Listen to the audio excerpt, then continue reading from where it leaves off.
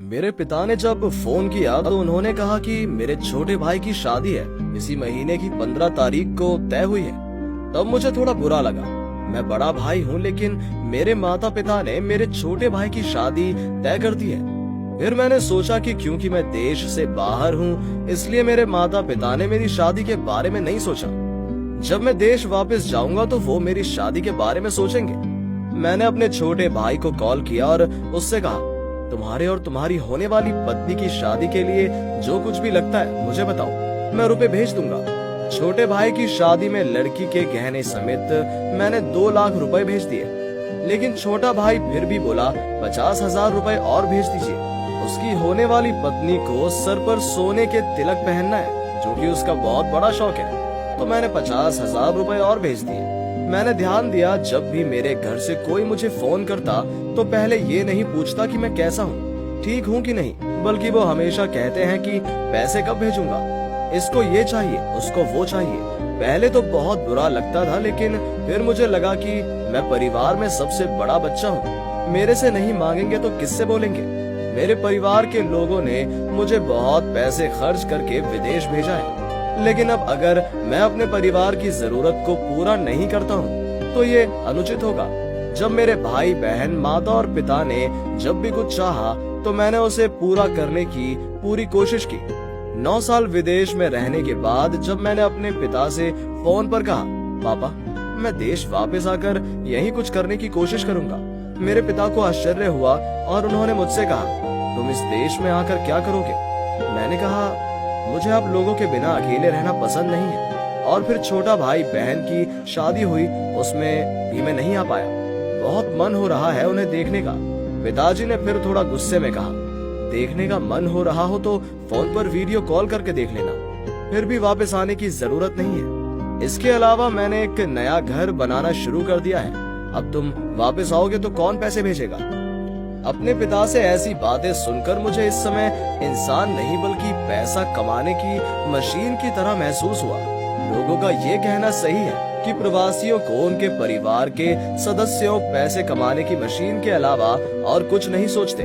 कुछ महीने बाद मैं बिना किसी को बताए देश वापस आ गया। मुझे लगता है कि यहाँ आकर मैं जितना खुश हूँ, उससे कहीं ज्यादा मेरा परिवार दुखी है। 9 साल बाद मैं देश वापस आया हूँ, जहाँ मेरे पिता को मुझे गले लगाना चाहिए। मेरे पिता मुझसे दूर बैठे हैं। छोटी बहन गुस्से में है कि मैं उसके पति के लिए रोलेक्स घड़ी क्यों नहीं लाया।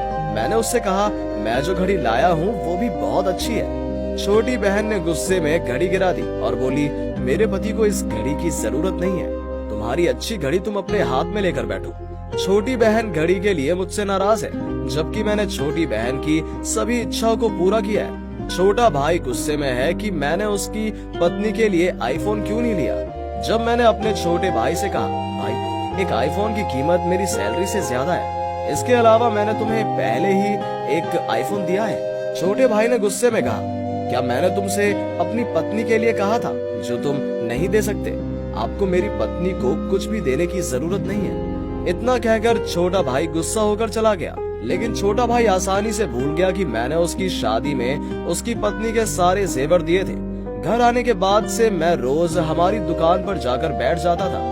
एक दिन मेरे पिता ने झट से मुझे बुलाया और कहा, तुम विदेश कब जा रहे हो? मैंने सर झुकाकर कहा, मैं नहीं जाऊंगा। मैंने आपसे कहा था कि मैं देश में ही कुछ कर लूंगा। पापा को गुस्सा आ गया और उन्होंने कहा, तुम यहाँ पर रहकर क्या करोगे, जरा बताओ। मैंने कहा, हम अपना धंधा बड़ा करेंगे। बगल में खड़ा छोटा भाई आश्चर्य से बोला, हमारे धंधे का क्या मतलब है? दुकान मेरी है। मैंने फिर कहा, लेकिन दुकान करने के लिए सारे पैसे मैंने दिए हैं। छोटे भाई ने साफ इनकार करते हुए कहा कि मैंने कोई पैसा नहीं दिया और वो नहीं चाहता कि मैं उसकी दुकान में आऊँ। मुझे अपने छोटे भाई की तुलना में अपने पिता की बात सुनकर अधिक कष्ट हुआ।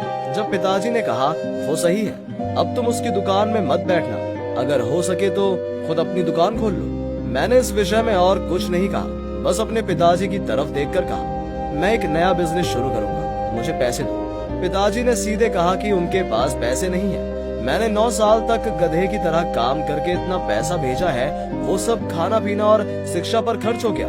मेरे पैसों से खरीदी गई सारी जमीन भाई बहनों के नाम पर है, मेरे नाम कोई संपत्ति नहीं है। जब मैंने अपने छोटे भाई को बताया कि वो कम से कम कुछ जमीन बेच दे और मुझे कुछ पैसे दे दे, छोटे भाई का सीधा जवाब था कि वो अपने हिसाब से जमीन का एक भी टुकड़ा नहीं बेचेगा।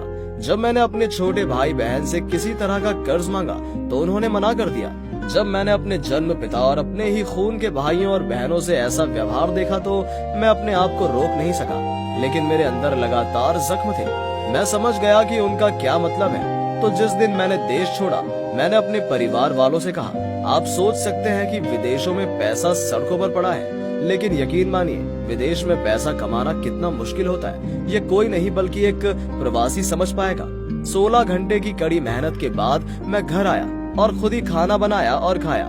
मैं जो 5 किलो वजन सर पर नहीं ले जा सकता था, वही मैंने अपने सर पर 50 किलो सीमेंट के बैग लेकर एक मंजिल से दूसरी मंजिल पर गया हूँ। आप लोगों के लिए इतना कुछ करने के बाद भी मुझे आप लोगों का प्यार नहीं मिला।